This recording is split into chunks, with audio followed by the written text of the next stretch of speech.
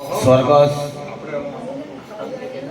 દિવ્યાત્મા કલજીભાઈ સાહેબના પ્રથમ પુણ્યતિથિ નિમિત્તે ભાઈ શ્રી વડીલ મારા પરમ મિત્ર છે રૂપસિંહભાઈ, લગભગ અમે 16 વર્ષ ભેગી નોકરી કરી છે. CRC BRC ચાલતી એ વખતમાં ઘણા સ્પષ્ટ વક્તા છે.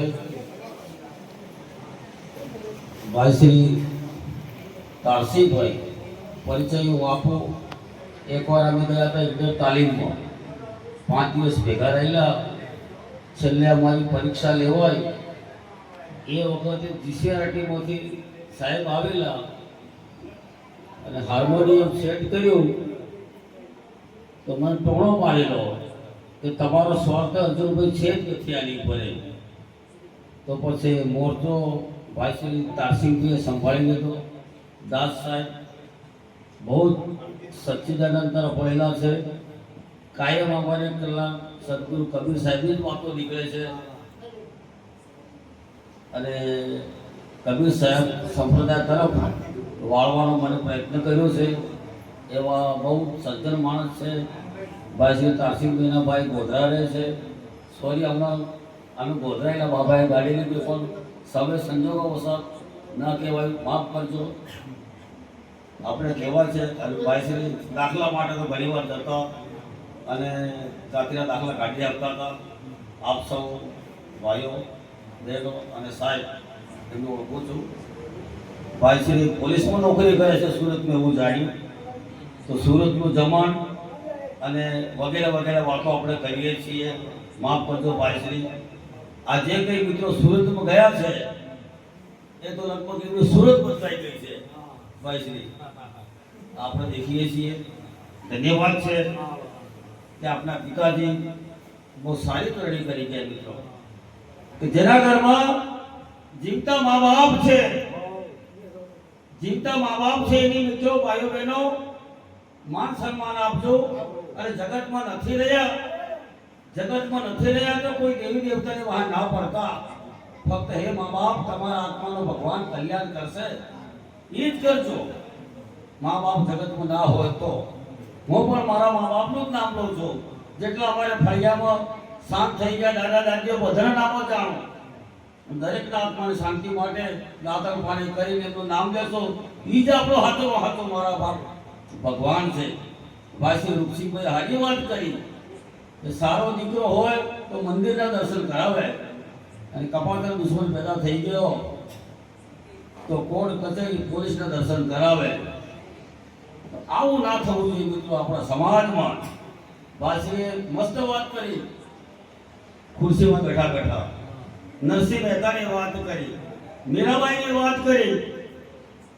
તો સાહિત્યના નાતે કોઈ નરસિંહ મહેતાની પ્રભાતિઓ એની કવિતા આજથી લગભગ અમે રૂપસિંહભાઈને બધા ભણતા હતા એ વખતમાં અમે ગાતા હતા અને બહુ સારામાં સારો છે કે જગતમાં રાજા મહારાજાઓએ દુઃખ પડી ગયું પછી આપણને કેમ ના પડે. દુઃખ પાડીને ડગાય નહીં, સુખ પાડીને બહુ એ ના થઈ જાય, પ્રફુલ્લિત ના થઈ જવાય. એક સિક્કાની બે બાજુ છે. સુખ આવે દુઃખ જાય, દુઃખ આવે સુખ જાય. તો વાત કરવી છે મારે ભગવાન શ્રી રામની, વાત કરવી છે મારે ભગવાન શ્રી કૃષ્ણની. રામ જન્મ્યા બપોરના 12 વાગ્યે, કૃષ્ણ જન્મ્યા રાતના 12 વાગ્યે. રામ જન્મ્યા બપોરના 12 અને કૃષ્ણ જન્મ્યા રાતના 12. રાતના 12 જન્મે હે અને આખો ને આખો ગોકુળ છોડીને જતું રહેવું પડે છે એમને. તો કહેવાયું છે ભાઈ મહેતા નરસિંહે બહુ સરસ કીધું છે. શું કીધું છે? કાશીનું સુર પૂરા કદાચ. સુખ દુઃખ મન માના આણે કટ સાથે રે સરિયા.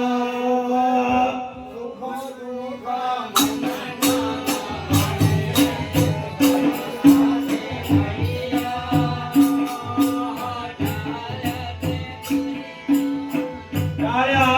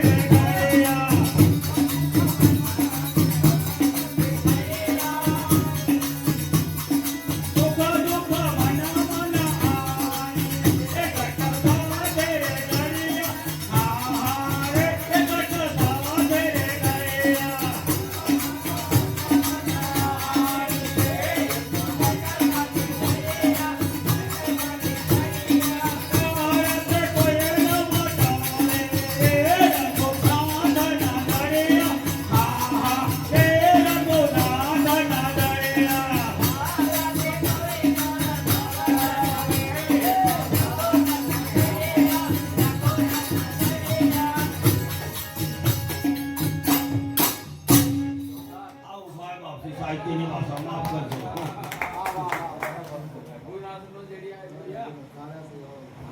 ત્યાંની વાત છે આમાં ભાઈ. નવરાત્રે દુઃખ પડ્યું પછી હમણાં પેલો દિવાહો આવે. શું આવે? દિવાહો આવે એટલે આપણે માતા ને બહેનો વગર કામની દશા બેહાડે. એટલે મારે બે હાથ જોડની વિનંતી કરવી છે, ભાઈ દશા આપણે બાબરો પછી બેહાડતા હો, અને દશા તો આપણે બિહાડવી જ નથી ભાઈ, બરોબર છે. અને પેલી વાર્તા જોડી કાઢેલી છે નવ દમયંતીની, જે વાંચે કરે 10 દાડા સુધી વગર કામની, પણ વાસ્તવમાં વાત આમ હે, વાસ્તવમાં આપણે ગાવી એ પ્રમાણે વાત છે ત્યારે પહેલા હાથે ગોઠવી દે. એટલે આવું ગોઠવવો નથી ભાઈ. આપણે ગુરુ ભક્તિ કરજો, મા બાપની સેવા કરજો, એ જ મારી વિનંતી છે.